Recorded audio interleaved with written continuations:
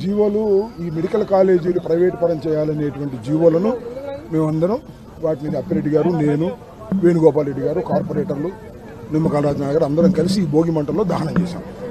అంటే సంక్రాంతి అనగానే ముఖ్యంగా కూడా అంబటి రాంబాబు గారు గుర్తొస్తూ ఉంటారు. ప్రధానంగా దేనికి అంటే ప్రధానంగా నేను గుర్తురావడానికి కారణం పవన్ కళ్యాణ్ గారు. నేను సంక్రాంతికి డ్యాన్స్ వేస్తే నేను సంబరాలు రాంబాబు అన్నాడు. దాంతోపాటు బ్రో అనే సినిమాలో నా క్యారెక్టర్ పెట్టి గేలి చేయడానికి ప్రయత్నం చేశాడు. మొన్నేమో ఆయనే డ్యాన్స్ చేశాడు. ఆ స్టెప్పులు లేకుండా నాకు తెలియదు. ఆయన స్టెప్పులు నేను నేర్పాలా? ఇదే సినిమా యాక్టర్, ఆయన నాట్ అన్ యాక్టర్. ఆయన పొలిటీషియన్, ఆయన సినిమా యాక్టర్. ఆయన సినిమా యాక్టర్ నా మీద కౌంటర్ చేయటం వల్లనే సంక్రాంతి సంబరాలకు అంత ప్రాముఖ్యత వచ్చింది. సంబరాల రాంబాబుకు కూడా అంత ప్రాముఖ్యత వచ్చింది.